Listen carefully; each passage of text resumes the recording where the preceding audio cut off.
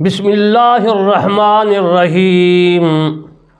آج میں آپ کو ناچیز بندہ علامہ طالب حسین کرمانی بستی یاسر آباد چک مغل تحصیل میلسی ضلع وہاڑی صوبہ پنجاب پاکستان سے عرض کرتا ہوں کہ آپ نے اللہ کے کلام کو، اللہ کے احکام کو، اللہ کے اسلام کو، رسول اللہ صلی اللہ علیہ وآلہ وسلم کے فرمان کو ہر ایک کے کان میں سنانا ہے۔ قیامت کے دن یہ کوئی نہ کہہ سکے کہ یا اللہ میرے کان میں اسلام کی آواز نہیں پہنچی تھی، تیرا کوئی کلام نہیں پہنچا تھا۔ تو آپ نے اپنا فرض نبھانا ہے اور میں اپنا فرض نبھا رہا ہوں۔ ہر مسلمان کو زمین پر رہنے کا حق ہے، ہر یہودی کو زمین پر رہنے کا حق ہے، ہر عیسائی کو زمین پر رہنے کا حق ہے، ہر ہندو کو زمین پر رہنے کا حق ہے، ہر ایک سکھ کو زمین پر رہنے کا حق ہے، ہر ایک مجوسی کو زمین پر رہنے کا حق ہے، ہر انسان کو زمین پہ رہنے کی آزادی ہے اور حق ہے۔ ہمارا فرض ہے، ہمارا حق ہے کہ ہر انسان کے کان میں اسلام پہنچانا ہے۔ میرے دوستو، حضرت ابراہیم علیہ السلام مصر سے لے کر ایلیا تک جاتے ہیں، یروشلم تک جاتے ہیں، یعنی فلسطین میں جاتے ہیں۔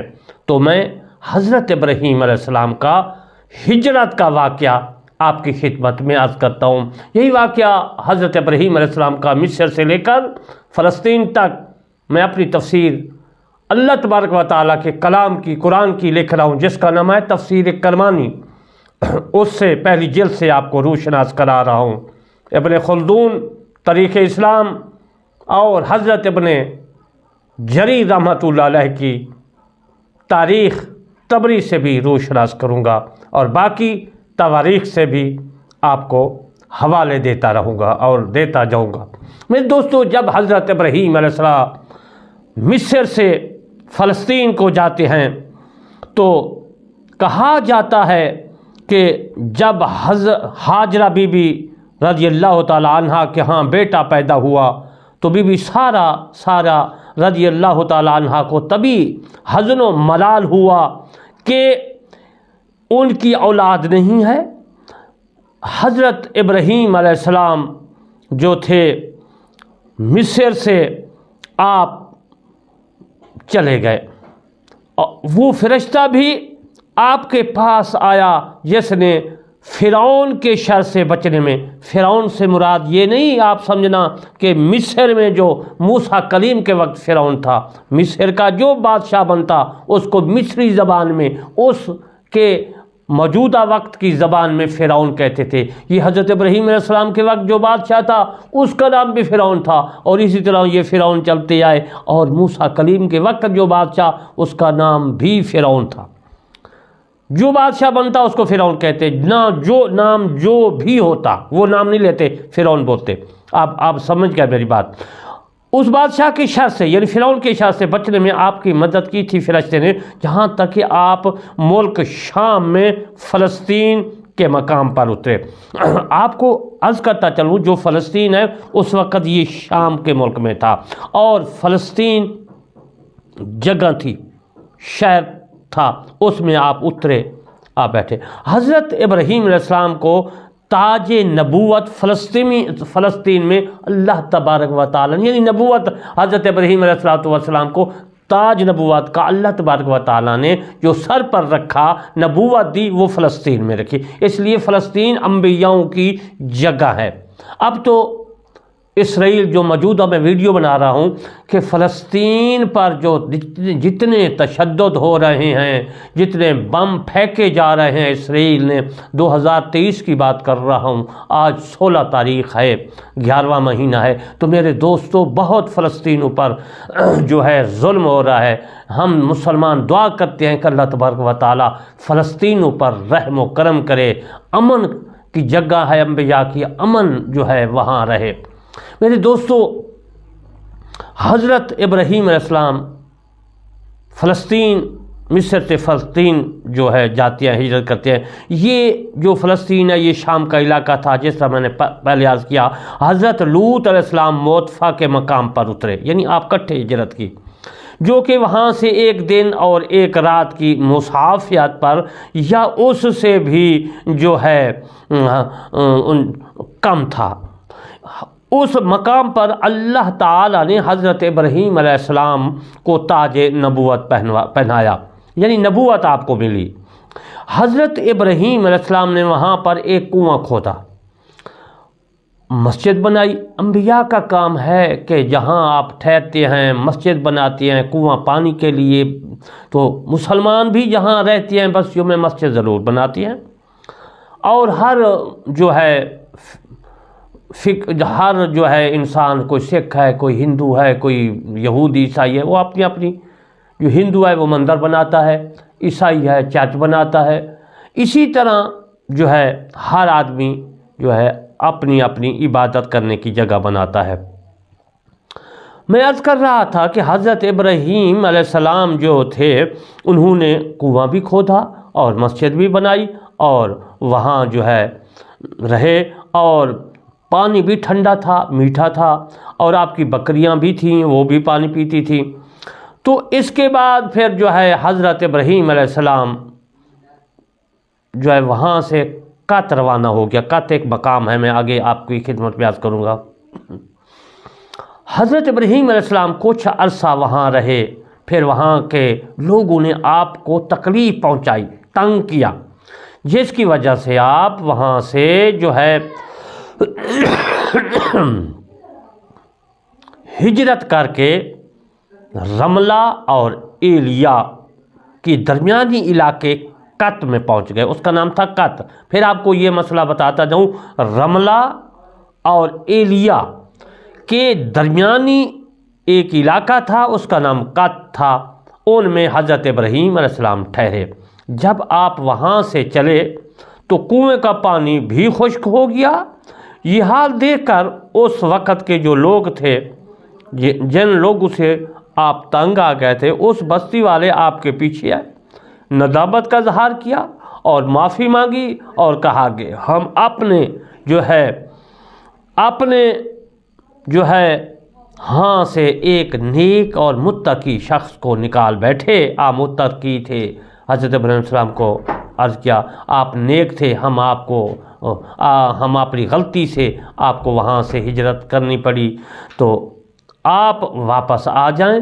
آپ نے فرمایا میں جس شہر سے نکالا جاؤں اس شہر میں واپس نہیں جاتا۔ اس پر انہوں نے عرض کی کیا وہ کنواں جو تھا جس سے ہم اور آپ پانی پیتے تھے، آپ کے چلے آنے کی وجہ سے ان لوگوں نے کہا کہ وہ خشک ہو گیا ہے۔ حضرت ابراہیم علیہ السلام کے پاس آئے بھی اسی مقصد کے لیے تھی۔ حضرت ابراہیم علیہ السلام کا میں معجزات کر دیتا ہوں کہ اس پر آپ نے اپنے ریوڑ میں سے ایک بکری کا بچہ انہیں دیا اور کہا کہ اسے ساتھ لے جاؤ، اسے جو ہے کنواں پر لے جاؤ گے تو وہاں سے میٹھا پانی جس طرح پہلے تھا نکلے گا، اسے پیو، مگر یاد رکھو کہ کوئی حیضہ عورت اس کنویں پر پانی لینے نہ جائے۔ وہ لوگ بکری کے بچے کو لے کر چلے اپنے یعنی واپسی گھر میں، اس کنویں پر لا کر کھڑا کیا بکری کے بچہ کو، تو وہاں سے میٹھا پانی آنے لگا۔ یہ پانی آتا رہا یہاں تک کہ ایک حیضہ عورت نے وہاں سے پانی لیا اور وہ پانی بالکل خشک ہو گیا، یعنی ایسا ایسا کم ہوتا چلا گیا اور بالآخر وہ پانی کنویں کا ختم ہو گیا۔ یہ تھا حضرت ابراہیم علیہ السلام کا معجزہ جو میں نے عرض کیا۔ اب میں فعل قوم جو کرتی تھی لوط کے رہنے والے، تو ان کے متعلق میں عرض کرتا ہوں۔ ابن جریر طبری نے اپنی تفسیر طبری میں لکھا ہے، تاریخ طبری میں لکھا ہے، اور میں نے اپنی تفسیر کرمانی میں لکھا ہے، اور اس کے علاوہ ابن اسحاق رحمۃ اللہ علیہ کی روایت بھی میں نے لکھی ہے، اور وہ فرماتے ہیں کہ حضرت ابراہیم علیہ السلام بہت مہمان نواز تھے، اللہ تعالیٰ نے آپ کو بہت مال دولت اور زر دیا تھا، خدام تھے، نوکر تھے۔ خادم کہتے ہیں عربی میں نوکر کو، خادم کی جمع ہے خدام، یعنی نوکر بہت سارے، تو خدام کیے تھے، نوکر دی عطا کیے تھے اللہ تبارک و تعالیٰ نے۔ اور اس کے بعد جب اللہ تعالیٰ نے قوم لوط کی ہلاکت کا ارادہ کیا تو ان کی طرف سے رسول بھیجا۔ یہ قوم ایسا برا فعل مرد کی دوبر میں جمع کرتا تھا، اور اس فعل بد کے لیے لواطت کا لفظ استعمال ہوتا ہے۔ خدارا، میں کہتا ہوں علامہ طارق حسین کرمانی، خدارا یہ لفظ استعمال نہ کیا کریں، اس میں ایک نبی کی توہین ہے، نبی کی توہین کا پہلو نکلتا ہے۔ ذرا جو ہے سوچیں لواطت کے کیا معنی، آپ تو اس کی نسبت بجائے قوم کے نبی سے ملا رہے ہیں۔ اس سے بہتر تو انگریزی کا لفظ صدوم ہے، SODOM، جس کو انگریزی میں انگلش میں صدوم کہتے ہیں، وہ ہے۔ میرے دوستو، جس کی نسبت صدوم یعنی اس علاقہ سے ملتی ہے، اور اس کے ساتھ ساتھ اپنے نبی کو بھی جھٹلاتے تھے، اور نبی ان کو جو بھی نصیحت کرتا تھا، میرے دوستو، میرے عزیزو، ہم وطنوں غیر وطنوں اسے بھی جھٹلاتے تھے۔ اللہ تعالیٰ نے انتہائی خوبصورت فرشتے بھیجے تاکہ وہ ابراہیم علیہ السلام اور سارہ کو حضرت اسحاق کی پیدائش کی خوشخبری سنائیں، اور یہ بھی بتائیں کہ حضرت اسحاق علیہ السلام سے ان کے بیٹے حضرت یعقوب علیہ السلام بھی پیدا ہوں گے۔ جب یہ فرشتے ملائکہ حضرت ابراہیم علیہ السلام کے پاس آئے تو ان کے ہاں جو ہے گزشتہ، اور یہ بھی بتائیں کہ گزشتہ 15 روز سے کوئی مہمان نہ آیا تھا، تو ان کے آنے سے حضرت ابراہیم علیہ السلام کو بہت خوشی ہوئی، اور فرمایا کہ ان جیسے مہمانوں کی خدمت جو ہے میری قوم نہیں، بلکہ میں خود خدمت کروں گا ان کی۔ چنانچہ گھر تشریف لے گئے اور ایک بھنا ہوا بچڑا لے آئے اور ان کے سامنے پیش کیا، لیکن جب دیکھا کہ ان کے ہاتھ کھانے کی طرف نہیں جاتے، یعنی وہ کھانا نہیں کھا رہے، تو انہیں اجنبی سمجھ کر دل میں خوف محسوس کیا کہ فرشتوں نے کہا، خوف نہ کریں اے حضرت ابراہیم علیہ السلام، ہم تو حضرت لوط علیہ السلام کی جو بستی ہے قوم لوط علیہ السلام کی طرف انہیں ہلاک کرنے کے لیے بھیجے گئے ہیں۔ آپ کی بیوی جو تھی سارہ، جو پاس کھڑی تھی، یہ بات سن کر ہنس پڑی کہ اللہ تعالیٰ نے اس قوم کے ساتھ عذاب کا ارادہ فرما لیا ہے، جبکہ قوم کو اس کی خبر بھی نہیں ہے۔ میرے دوستو، انشاءاللہ حضرت اسحاق علیہ السلام کی پیدائش کی خوشخبری سناؤں گا، اور پھر اس کے بعد حضرت لوط علیہ السلام کی بستی میں جو عذاب آیا، بستی الٹ پھلٹ کر دی گئی، صدوم کی بات کر رہا ہوں، اور باقی بھی جو بستیاں تھیں ان کی بھی میں عزیزان محترم ان کا بھی بیان کروں گا، تقریر کروں گا، آپ کو سمجھاؤں گا۔ میں آخر میں آپ کی خدمت میں یہ عرض کرتا ہوں کہ یہ جو قصہ میں نے سنایا ہے لوطیوں کا، آگے بھی سناؤں گا، تو اس سے آپ عبرت پکڑیں، ایسا کام نہ کریں، اور یہ نہ کہیں کہ یہ لوطی کام ہے۔ لوط کے اگر یا لگائیں گے تو اس میں منصوب کی بن جائے گی، عرب سے عربی بن جائے گا، میں عربی ہوں، پاکستان سے پاکستان ہے، یا لگائیں گے پاکستانی بن جائے گا، میں کہوں گا میں پاکستانی ہوں، ہندوستان کا رہنے والا کہے گا میں ہندوستانی ہوں، یا منصوب کی لگائے گا، اور امریکہ کا رہنے والا کہے گا امریکی، یعنی یا منصوب کی ہوگی، چین کا رہنے والا چینی کی رہے گا، یا منصوب کی ہوگی، تو لوط کی یا لگائیں گے تو لوطی بن جائے گا، میں لوطی ہوں، میں یہ کام کرتا ہوں۔ تو میرے دوستو، ایسے لفظ لواطت سے آپ نے سبق سیکھنا ہے، ایسا کام نہیں کرنا۔ یہ کہنا ہے کہ لوط علیہ السلام کی قوم جو تھی وہ برے کام کرتی تھی، وہ غلط کام کرتی تھی، اس طرح کا لفظ استعمال کرنا ہے۔ میں پوری دنیا میں دیکھ رہا ہوں، ٹی وی دیکھتا ہوں، باقی ویڈیو بھی دیکھتا ہوں، تو لفظ جو ہے لوطی اسلام، اور کتابوں میں بھی ہے کہ لوطی۔ عزیزان محترم، لواطت یہ وہ جو ہے حضرت لوط علیہ السلام کی طرف گستاخی ہوتی ہے، آپ نے ایسا لفظ نہیں لکھنا، نہیں بولنا۔ تو عزیزان محترم، یہ جو میں نے کیا یہ ابن جریر طبری نے بھی لکھا ہے اپنی تاریخ طبری میں۔